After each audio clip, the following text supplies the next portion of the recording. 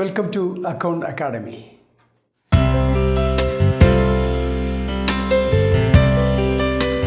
In this class, a few more transactions are journalized.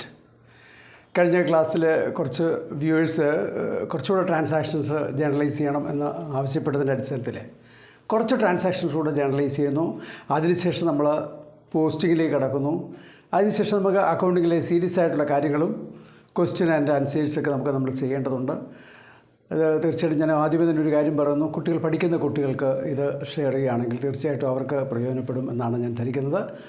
തീർച്ചയായിട്ടും നമുക്ക് journalise ചെയ്യാം കുറച്ച് ട്രാൻസാക്ഷൻസ് കൂടെ.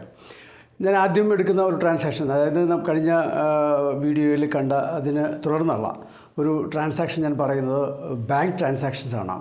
കാരണം നമുക്കറിയാം, without a bank account no organization. നമ്മെ ഇപ്പോൾ ഒരാൾക്ക് പോലും നമുക്ക് കഴിയാൻ പറ്റില്ല. അത് ബിസിനസ് ആണെങ്കിൽ തീർച്ചയായിട്ടും no business organization can run without a bank account. അപ്പോൾ ബാങ്ക് ട്രാൻസാക്ഷൻസ് നമുക്ക് ഏറ്റവും കൂടുതൽ വരുന്ന ഒരു കാര്യമാണ്. അപ്പോൾ ഒരു bank transactions bank account open ചെയ്യുന്നു, ബാങ്കിൽ എമൗണ്ട് ഡെപ്പോസിറ്റ് ചെയ്യുന്നു, ബാങ്കിൽ നിന്ന് പണം വിഡ്രോ ചെയ്യുന്നു. ഇത്തരം കാര്യങ്ങളൊക്കെ നമുക്ക് ഒന്ന് നോക്കാം. പിന്നെ കുറച്ചുകൂടെ ട്രാൻസാക്ഷൻസ് കൂടെ നമ്മൾ ജേർണലൈസ് ചെയ്യുന്നുണ്ട്. ആ ജേർണലൈസിംഗ് എന്നുള്ള ആ ഒരു പോർഷൻ നമുക്ക് തീർക്കാം എന്നാണ് ഞാൻ ധരിക്കുന്നത്. അതുകൊണ്ട് ബാങ്കിൽ എങ്ങനെയാണ് നമുക്ക് പണം ഇടുമ്പോൾ അല്ലെങ്കിൽ ഒരു അക്കൗണ്ട് ഓപ്പൺ ചെയ്യുമ്പോൾ നമുക്ക് എന്താണ് ചെയ്യാൻ സാധിക്കുന്നത്, അല്ലെങ്കിൽ ഏത് രീതിയിലാണ് നമ്മൾ അതിനെ ജേർണലൈസ് ചെയ്യേണ്ടത് എന്ന് നമുക്ക് നോക്കാം. ഒന്ന്, ബാങ്ക് അക്കൗണ്ട് ഡെപ്പോസിറ്റ് ചെയ്യുമ്പോൾ നമ്മൾ രണ്ട് തരത്തിൽ വേണമെങ്കിൽ അതിനെ നമുക്ക് വിശകലനം ചെയ്യാം. ഒന്ന്, ബാങ്കിൽ നമ്മൾ ബാങ്കിലെ നമ്മുടെ ഡെപ്പോസിറ്റ് എന്ന് പറയുന്നത് ഒരു അസറ്റാണ്. നമ്മളൊരു റൂൾ പഠിച്ചിട്ടുണ്ട്, when an asset increases that asset should be debited എന്ന് പറയുന്നുണ്ട്. അപ്പോൾ നമ്മൾ ബാങ്കിനെ എന്ത് ചെയ്യണം, നമ്മൾ ഡെപ്പോസിറ്റ് ചെയ്യുമ്പോൾ ബാങ്കിനെ ഡെബിറ്റ് ചെയ്യണം എന്നുള്ളതാണ് അവിടെ മനസ്സിലാക്കാൻ പറ്റുക. മറ്റൊരർത്ഥത്തിൽ നമുക്ക് വേണമെങ്കിൽ അതിനെ വിശകലനം ചെയ്യാം. ബാങ്ക് അക്കൗണ്ടിനെ നമുക്കൊരു പേഴ്സണൽ അക്കൗണ്ടായിട്ട് ട്രീറ്റ് ചെയ്യാം. പേഴ്സണൽ അക്കൗണ്ടായിട്ട്, അതായത് ആർട്ടിഫിഷ്യൽ പേഴ്സണൽ അക്കൗണ്ട്. നമ്മൾ പേഴ്സണൽ അക്കൗണ്ട് പഠിച്ചപ്പോൾ natural personal account, artificial personal account, representative personal account, ഇങ്ങനെ 3 തരത്തിലുള്ള അക്കൗണ്ടുകൾ പഠിച്ചു. റെപ്രസെൻറ്റേറ്റീവ് പേഴ്സണൽ കഴിഞ്ഞ ക്ലാസ്സിൽ എക്സ്പ്ലെയിൻ ചെയ്തതാണ്. ഔട്ട്സ്റ്റാൻഡിംഗ് വേസ് പോലുള്ള ഇൻകം റിസീവബിൾ അങ്ങനെയൊക്കെയുള്ള കാര്യങ്ങളാണ് നമ്മൾ ഔട്ട്സ്റ്റാൻഡിങ് ഈ പറയുന്ന റെപ്രസെൻറ്റേറ്റീവ് പേഴ്സണൽ അക്കൗണ്ടിൽ വരുന്നത്. ഇവിടെ നമ്മൾ ഈ പറയുന്ന ആർട്ടിഫിഷ്യൽ പേഴ്സണായിട്ട് ബാങ്കിനെ നമുക്ക് കണക്കൂട്ടാം. അങ്ങനെയും നമുക്ക് എന്ത് ചെയ്യാൻ സാധിക്കും, ബാങ്കിനെ ഡെബിറ്റ് ചെയ്യാം. റിസീവർ ഓഫ് ദ ഫണ്ട് എന്നുള്ള അർത്ഥത്തിൽ ബാങ്കിനെ ഡെബിറ്റ് ചെയ്യും. അപ്പോൾ ബാങ്കിലേക്ക് നമ്മൾ എമൗണ്ട് ഡെപ്പോസിറ്റ് ചെയ്യുമ്പോൾ നമ്മൾ ചെയ്യേണ്ടത് bank account debtor, bank account debtor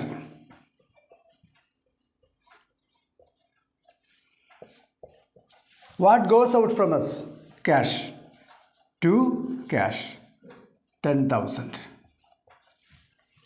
being the bank account opened. അങ്ങനെ വേണം എഴുതാം. അല്ലെങ്കിൽ നമുക്ക് being the amount deposit in bank, ഇങ്ങനെ നമ്മളൊരു എക്സ്പ്ലനേഷൻ മാത്രമാണ് അത് ഉദ്ദേശിക്കുന്നത്.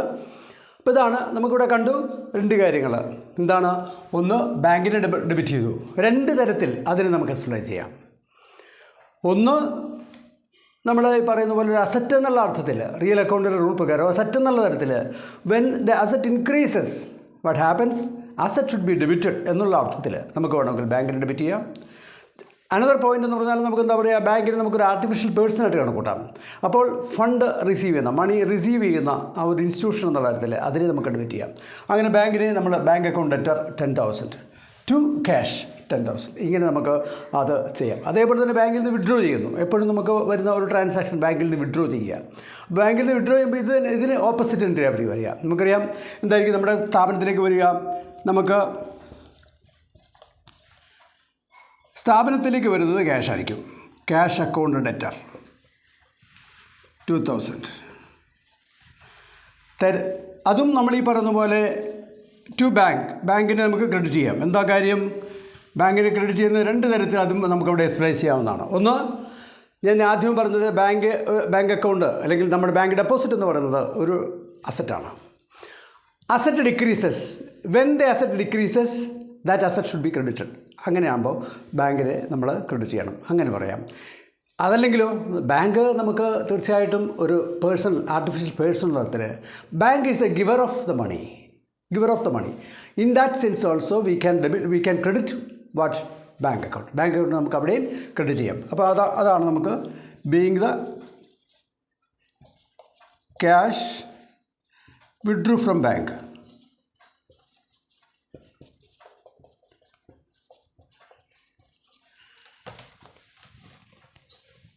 ഇനിയും നമ്മൾ കുറച്ച് ട്രാൻസാക്ഷൻ, ഒരു 3-4 ട്രാൻസാക്ഷൻ കൂടെ നമുക്കൊന്ന് വെരിഫൈ ചെയ്തിട്ട് നമുക്ക് അടുത്ത പോർഷൻസിലേക്ക് കടക്കാം. അപ്പോൾ ഇത് എനിക്ക് തോന്നുന്നു ഈ ബാങ്ക് ഡെപ്പോസിറ്റും ബാങ്ക് വിഡ്രോവലും ഒക്കെ, ബാങ്കിൽ നിന്നുള്ള വിഡ്രോവലും ഒക്കെ നമുക്ക് സിമ്പിളായിട്ട് 1-2 പ്രാവശ്യം കണ്ടു കഴിഞ്ഞാൽ തുടക്കക്കാർക്ക് പോലും മനസ്സിലാക്കാൻ പറ്റുമെന്നാണ് എനിക്ക് തോന്നുന്നത്. അടുത്തത് നമുക്കറിയാം, നമ്മൾ ഇന്നലെ കാരേജ് ഇൻവേർഡിനെ കുറിച്ച് പറഞ്ഞായിരുന്നു.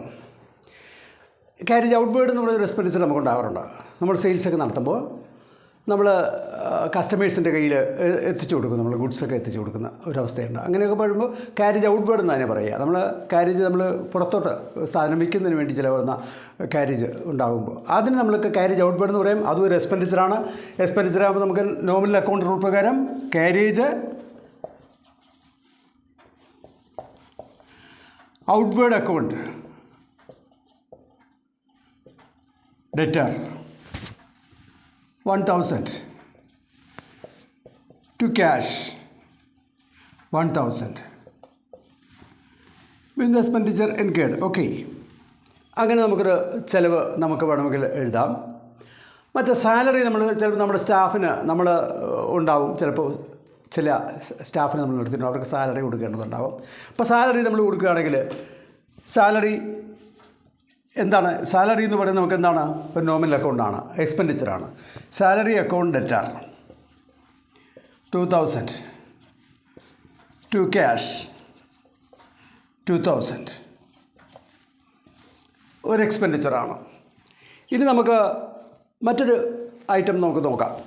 സാധാരണ ഇതിൽ നമ്മൾ സാധനം വാങ്ങുമ്പോഴും വിൽക്കുമ്പോഴും, കടം വാങ്ങുമ്പോഴും വിൽക്കുമ്പോഴും, ഈ കടം നമ്മളിലേക്ക് സാധനം വാങ്ങിക്കഴിഞ്ഞാൽ നമുക്ക് പ്രോംപ്റ്റ് പേയ്മെൻറ്റ് എൻഷുർ ചെയ്യേണ്ടതുണ്ട്. പ്രോംപ്റ്റ് പേയ്മെൻറ്റ് വെച്ചാൽ നമുക്കറിയാം, ബിസിനസ് ആകുമ്പോഴത്തേക്കും ബിസിനസ്സിലേക്ക് കടം പോവുക എന്ന് പറയുന്നത് ക്രെഡിറ്റ് ട്രാൻസാക്ഷൻസ് കൂടുതലായിരിക്കും. ക്രെഡിറ്റ് ട്രാൻസാക്ഷൻസ് എപ്പോഴും, ക്രെഡിറ്റ് ട്രാൻസാക്ഷൻ ഇല്ലാതെ ഒരു ബിസിനസ്സും നമുക്ക് നിൽക്കില്ല. അതുകൊണ്ട് ക്രെഡിറ്റ് ട്രാൻസാക്ഷൻസ് കൂടുതലാകുമ്പോൾ പക്ഷേ നമുക്ക് എന്ത് ചെയ്യണം? നമ്മുടെ മണി ഫ്ലോ, ഇങ്ങോട്ടുള്ള വരവ്, ഇൻഫ്ലോ ഓഫ് മണി നമുക്ക് എൻഷുർ ചെയ്യണം. അത് within A particular period of time നമുക്ക് അതെന്ത് ചെയ്യണം? നമുക്ക് എൻഷുർ ചെയ്യണമുണ്ട്. അത് നമ്മൾ ഓഫർ ചെയ്യാറുണ്ട് ചിലപ്പം. അതായത് വിതിൻ 2 weeks അല്ലെങ്കിൽ within 1 month if you clear the debt you will be given A particular percentage of discount.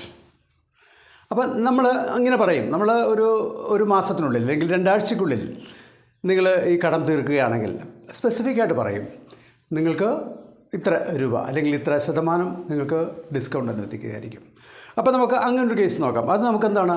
അങ്ങനെ ഡിസ്കൗണ്ട് നമ്മൾ അനുവദിക്കുമ്പോൾ നമുക്കതൊരു എക്സ്പെൻഡിച്ചറാണ്. അപ്പോൾ നമ്മൾ ഒരു എക്സാമ്പിൾ നമുക്ക് എടുക്കാം. ഒരു 10,000 രൂപ നമുക്കൊരാൾ തരാനുണ്ട്, കസ്റ്റമർ തരാനുണ്ട്, 10,000 രൂപ തരാനുണ്ട്.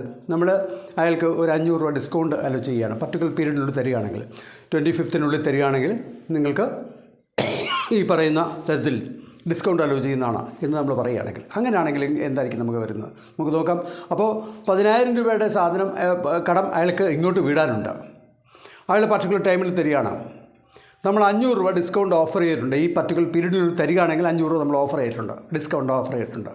അങ്ങനെയാണെങ്കിൽ അയാൾ തരുന്ന എമൗണ്ട് എന്തായിരിക്കും? നമുക്ക് 9,500 തരുള്ളൂ. ഇത് വേണമെങ്കിൽ നമുക്ക് ഒറ്റ എൻട്രി ആയിട്ട് എഴുതാം, കോമ്പൗണ്ട് ജനറേറ്റർ എഴുതാം. എങ്കിൽ പോലും ഞാൻ 2 ആയിട്ട് നമ്മൾ എഴുതി ആദ്യം കാണിക്കാം. അതായത് നമ്മൾ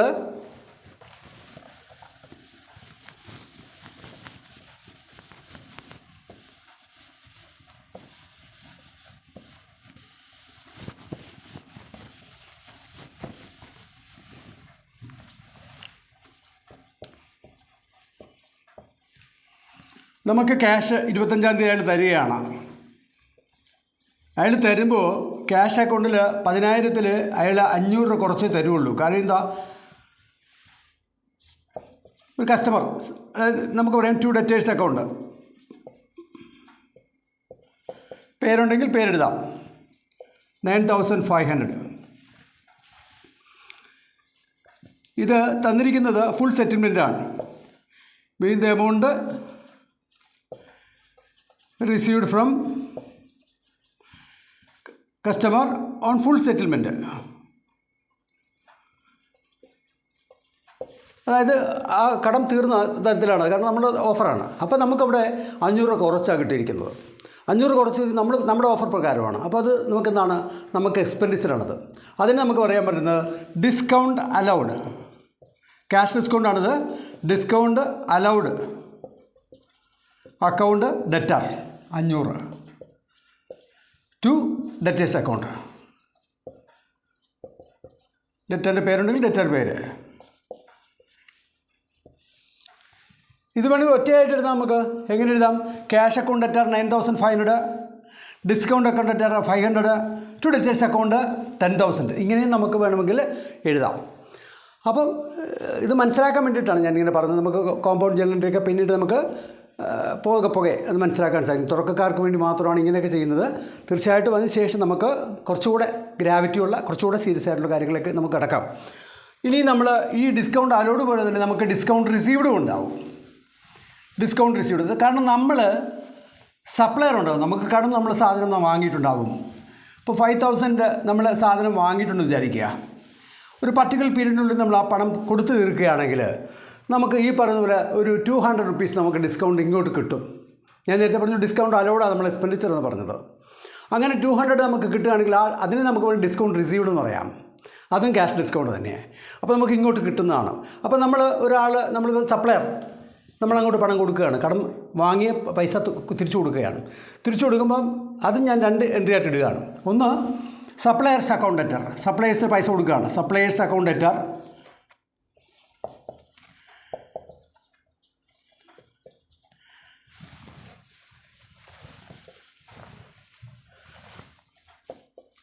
പേരുണ്ടെങ്കിൽ പേര്, ക്രെഡിറ്റർ, സപ്ലയേഴ്സ് അക്കൗണ്ട് ഡെറ്റർ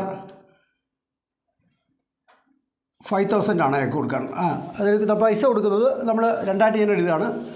5,000 ആണ് മൊത്തം കൊടുക്കാനുള്ളത്. നമ്മൾ കൊടുക്കുന്നത് 4,800 കൊടുക്കുന്നുള്ളൂ. To cash 4,800 being the amount paid. അത് ഫോറും ഫുൾ സെറ്റിൽമെൻ്റ് ആണ്. അപ്പോൾ നമുക്ക് 200 രൂപ നമുക്ക് അവിടെ ലാഭം കിട്ടിയിട്ടുണ്ട്. അത് നമുക്ക് എന്താണ്? അത് നമ്മുടെ ഇൻകമാണ്. അങ്ങനെ വരുമ്പോൾ നമ്മൾ എന്ത് ചെയ്യും? വീണ്ടും നമ്മൾ എന്ത് ചെയ്യണം? ഇത് ഒറ്റയാൽ എഴുതാം, അല്ലാതെ തന്നെ നമ്മൾ എഴുതുകയാണ്. 26 തന്നെ നമ്മൾ എഴുതുകയാണ് suppliers account debtor 200 to discount received account. Discount received account 200. ഇതൊരു ഇൻകമാണ്. അപ്പോൾ ഇത് വേണമെങ്കിൽ നമുക്ക് എഴുതാൻ പറ്റുമായിരുന്നു. Suppliers account debtor 5,000 to cash 4,800 to discount 200. ഇങ്ങനെയും നമുക്ക് എഴുതാൻ സാധിക്കുമായിരുന്നു. അപ്പോൾ ഇത്രയും എൻട്രീസാണ് നമ്മളിവിടെ പറയുന്നത്. ഇതേപോലെ സിമിലർ ടൈപ്സ് ഓഫ് നമുക്ക് ഒരുപാട് എൻട്രീസ് എക്സ്പെൻഡിച്ചറായിട്ടും ഇൻകമായിട്ട് നമുക്ക് എഴുതാൻ സാധിക്കും. നമുക്കിനി പഠിക്കാനുള്ളത്, ആദ്യം ഇനി പഠിക്കുന്നത് പോസ്റ്റിംഗ് ആണ്. പോസ്റ്റിംഗ് ചില ലെഡ്ജറിൽ നമ്മൾ റെക്കോർഡ് ചെയ്യുന്നതിന് പോസ്റ്റിംഗ് എന്ന് പറയുക. അതിന് ചില സ്റ്റെപ്സ് ഉണ്ട്. നമുക്ക് ഈസി സ്റ്റെപ്സ് ഉണ്ട്. അങ്ങനെ ഈസി സ്റ്റെപ്സിൽ നമുക്ക് ഏത് ട്രാൻസാക്ഷൻ പെട്ടെന്ന് തന്നെ നമുക്ക് പോസ്റ്റ് ചെയ്യാൻ സാധിക്കുന്ന കുറച്ച് സ്റ്റെപ്സ് ഉണ്ട്. ആ സ്റ്റെപ്സ് നമ്മൾ ഫോളോ ചെയ്യുകയാണെങ്കിൽ പെട്ടെന്ന് തന്നെ നമുക്ക് പോസ്റ്റിംഗ് എളുപ്പമാണ്. അത് കഴിഞ്ഞിട്ട് ബാക്കിയുള്ള സീരിയസ് ആയിട്ടുള്ള കുറേ അധികം പ്രോബ്ലംസ്, അതേപോലെ തന്നെ എക്സാം ക്വസ്റ്റ്യൻസ് ഒക്കെ തന്നെ നമുക്ക് വർക്കൗട്ട് ചെയ്യാം. തീർച്ചയായിട്ടും നിങ്ങൾ ഫോളോ ചെയ്യുക. Thank you very much.